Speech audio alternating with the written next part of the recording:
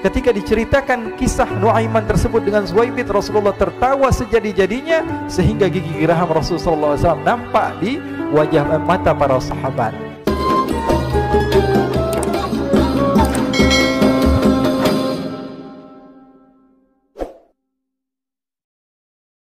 Diriwayatkan oleh Imam Ahmad bin Hanbal dalam musnadnya bahwa ada seorang laki-laki yang bernama Nuaiman. Ini Nuaiman, di kehidupan Rasulullah SAW ada orang yang seperti itu gitu. Orang yang sering minum minuman keras. Rasulullah SAW marah, murka. Rasulullah kalau yang berhubungan dengan Rasulullah tidak marah. Tapi kalau sudah berhubungan dengan agama, Rasulullah SAW adalah orang yang paling marah, orang yang paling istiqamah dalam kebenaran. Maka Rasulullah panggil Nuaiman, apa yang kau lakukan? Dia katakan, aku minum minuman keras ya Rasulullah. Rasulullah cambuk dia. Kemudian dia bertobat kepada Allah. Kemudian ketahuan lagi minum. Kemudian dicambuk lagi oleh Rasulullah SAW, sehingga sebagian sahabat memukul dia dengan pukulan yang banyak.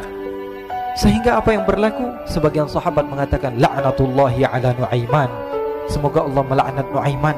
Dia mempermainkan Rasulullah. Dia bilang sudah mau taubat tapi minum lagi. Dia bilang sudah mau taubat tapi minum lagi. Maka Rasulullah SAW mengatakan, la tal'anuh fa innahu yuhibbullah wa rasulah. Kata Rasulullah, jangan kamu laknat Nuaiman, karena dia itu cinta sama Allah, cinta sama Rasulnya. Dalam riwayat dia dicintai Allah dan dicintai oleh Rasulnya Muhammad sallallahu alaihi wasallam. Ibn Majah menceritakan bahwa Nuaiman ini pernah suatu waktu diajak oleh Sayyidina Abu Bakar pergi ke negeri Syam. Negeri Syam itu di mana? Seperti yang diceritakan tadi, antara daerah Suriah, Lebanon, Yordania, kemudian Palestina. Daerah seperti itu.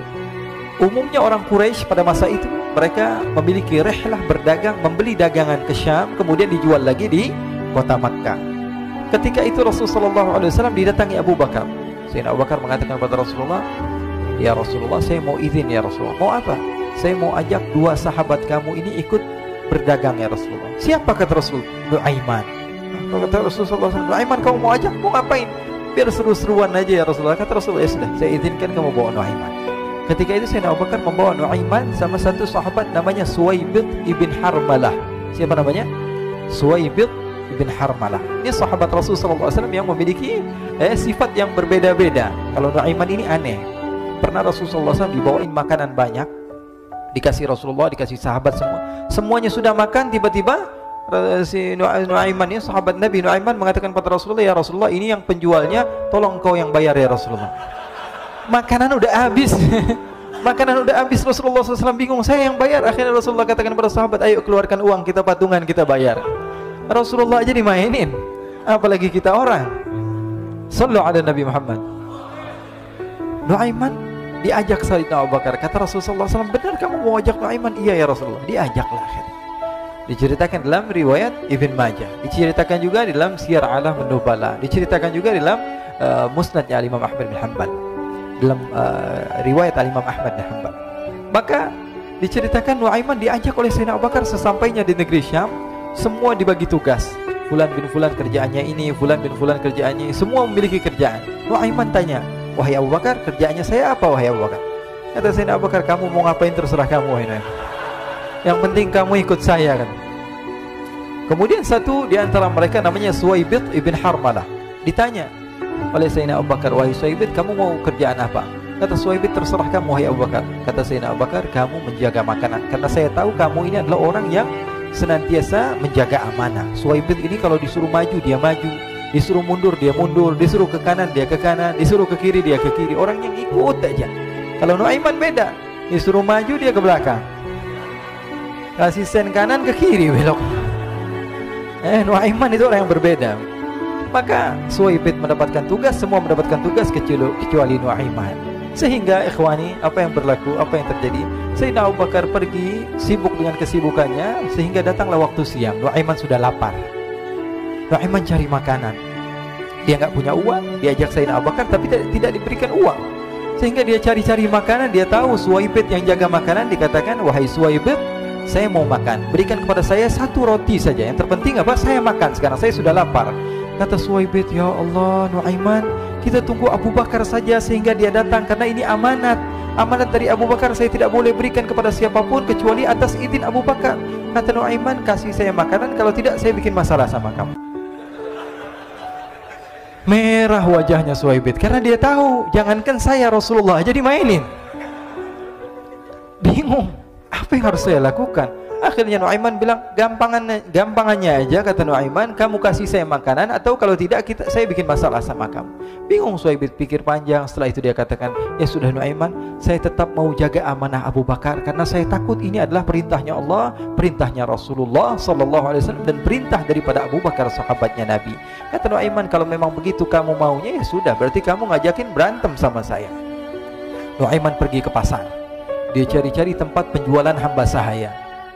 Dia lihat-lihat beberapa hamba sahaya. Ini berapa harganya? Ini katanya 10 qalanis. Ini berapa? Ini harganya hitungan orang zaman dahulu. Kita sih hitung seperti dirham, berapa ratus dirham gitu. 200 dirham. Yang ini berapa? 300 dirham. Yang ini berapa harga hamba sahaya? 300 dirham. Harganya antara 300, 200 sampai 100. Kemudian Nuaiman mengatakan kepada penjual hamba sahaya tersebut, saya punya juga hamba sahaya, tapi saya jual cuma 20 dirham saja, murah. Apa benar ada hamba saya harganya segitu? Iya, karena dia punya aib, ada kekurangan. Apa? Nanti kalau kalian tangkap, dia bakalan teriak, saya ini bukan hamba sahaya tapi orang merdeka. Akhirnya semua orang berkumpul mau beli. Ini Nuaiman sama Nuaiman diajak ke Suwaibid bin Harmalah tadi. Kata Nuaiman, itu ada orang yang berdiri sedang menjaga makanan, itu hamba sahaya saya, tangkap saja. Oh baik. Diberikan uang 20 dirham, dimasukkan oleh Nuaiman ke kantongnya, kemudian Suwaibid ditangkap. Ketika ditangkap, Suwaibid teriak, saya bukan hamba saya orang merdeka. Maka orang-orang tersebut mengatakan, saya sudah tahu kekurangan kamu. Ini memang kekurangan kamu, memang kamu, tapi saya tidak perlu dengan bacot kamu, yang penting kerjanya kamu gitu. Ya kan hamba saya untuk apa? Untuk kerja. Mau dia ngomong apa, mau ngomel terserah, yang penting dia mau kerja. Akhirnya ditangkaplah Suwaibid dan dijual di pasar. Nuaiman punya uang banyak ini. Dia beli makanan, dia beli minuman, dia beli hadiah buat Rasulullah. Dia beli macam-macam di negeri Syam ini. Waktu itu adalah superpower, adidaya Romawi. Pada masa itu semua barang mahal, tapi Nuaiman banyak uangnya. Dia belanja ini, belanja itu, sehingga Sayyidina Abu Bakar pun pulang. Ketika Sayyidina Abu Bakar pulang, Sayyidina Abu Bakar cari, mana ini Suwaibid? Kita semua sudah lapar. Kata Nuaiman dengan mudahnya dia mengatakan, sudah saya jual wahai Abu Bakar. Maka Sayyidina Abu Bakar bertanya, apa yang kau lakukan wahai Nuaiman? Diceritakan oleh Nuaiman dengan jujur. Nuaiman ini orangnya apa adanya, tapi nyusahin. Saya jual. Akhirnya dibawa oleh Nuaiman, Sayyidina Abu Bakar pergi ke mana? Ke pasar, lalu dibeli lagi oleh Sayyidina Abu Bakar As-Siddiq. Suwaibid yang tadinya orang merdeka menjadi hamba sahaya sebentar, kemudian dibeli lagi oleh Sayyidina Abu Bakar. Pulang ke Madinah, kisah ini diceritakan di hadapan Rasulullah SAW. Maka perawi mengatakan, fadhahikan nabiyyu hatta badat nawajidhuhu. Ketika diceritakan kisah Nuaiman tersebut dengan Suwaibid, Rasulullah tertawa sejadi-jadinya sehingga gigi geraham Rasulullah SAW nampak di wajah mata para sahabat. Sehingga perawi lain mengatakan, 1 tahun berlalu Rasulullah, setiap ada tamu yang datang pada Rasulullah, Rasulullah akan ceritakan kisah Nuaiman menjual Suwaibid tersebut. Jadi ada ikhwani, jangan kalian kira Rasulullah SAW itu hidup di satu masa sahabat-sahabatnya itu seperti ustadz-ustadz yang khusyuk, yang kayak Habib bin Anis ini banyak. Bahkan ikhwani, pernah suatu waktu Rasulullah SAW didatangi asyraf, delegasi dari beberapa negara yang ingin mengenal apa itu agama Islam. Sehingga mereka datang ke rumah Rasulullah SAW membawa unta, kendaraan yang ketika itu kendaraan yang paling mahal mereka miliki. Itu untanya yang paling mewah. Diikat di depan rumah Rasulullah SAW. Tamunya pun masuk, duduk bersama Rasulullah SAW. Di depan rumah Rasulullah SAW ada beberapa sahabat. Ada Sayyiduna Hamzah. Kalian tahu Sayyidina Hamzah adalah orang yang pemberani. Ada Sayyiduna Umar. Kalian tahu Sayyidina Umar adalah orang yang pemberani. Ada Sayyiduna Ali bin Abi Thalib. Ada Sayyiduna Sa'ad bin Abi Waqqas. 4 sahabat ini lagi nongkrong gitu depan rumahnya Rasulullah SAW, berjaga sebelum Allah Subhanahu wa taala turunkan ayat wallahu ya'simuka minan nas. Ketika mereka sedang asyik duduk, tiba-tiba Nuaiman datang. Ini Nuaiman kalau datang pasti bikin sesuatu yang aneh. Bahkan dikatakan tidaklah Rasulullah SAW dalam keadaan bersedih, kecuali Nuaiman datang Rasulullah akan tersenyum. Jadi sebagian sahabat itu senang kalau sudah Nuaiman datang, pasti Rasulullah bahagia. Tapi ketika itu Nuaiman datang, ingin duduk bareng-bareng Sayyidina Hamzah. Sayyidina Hamzah katakan kepada Nuaiman, bercanda begitu, Nuaiman, kamu lihat unta orang datang dari luar Arab ini. Lihat, kata Nuaiman, ini besar banget ini, badannya besar gitu, dagingnya pasti banyak. Iya, ini kalau kita sate enak nih ntar malam, kata Nuaiman.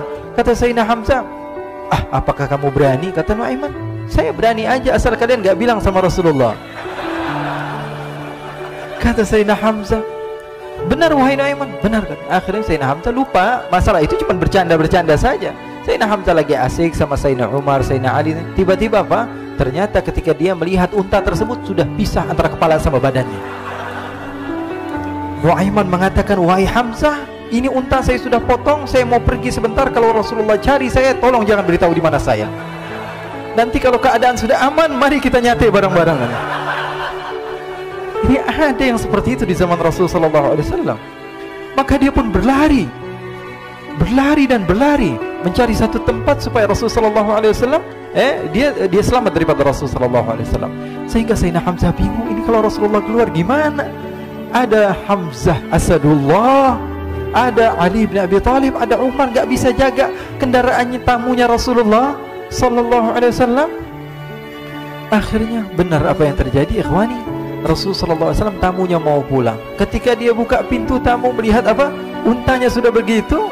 Mereka teriak, wa naqatah, unta kami wahai Muhammad. Baru mau kenal Islam, unta kami, kendaraan kami sudah dibuang. Rasulullah SAW lihat Sayyidina Hamzah, lihat Sayyidina Ali. Mereka nggak bisa ngomong, mereka hanya bilang apa? Nuaiman ya Rasulullah. Rasulullah perintahkan Sayyidina Umar, wahai Umar, sekarang kamu ambil uang, kemudian kamu gantikan, kemudian kamu berikan 2 kali lipat daripada harta unta ini, sehingga apa? Agama Islam tidak didengar dengan sesuatu yang tidak baik di luar sana. Akhirnya diberikan harta, diberikan unta yang baru dan diberikan harta yang lebih untuk orang tersebut, sehingga orang tersebut tidak menjelek-jelekan agama Islam. Kata Rasulullah SAW, dan sekarang waktunya kita balas dendam sama Nuaiman. Nuaiman ternyata berlari tempat yang jauh sampai hampir keluar dari kota Madinah. Dia dapatkan seorang sahabat Nabi yang hadir juga dalam peperangan Badar, namanya Al-Miqdad bin Al-Aswad. Siapa namanya? Al-Miqdad bin Al-Aswad ketika itu sedang menggali sumur. Ketika sedang menggali sumur, Nuaiman datang.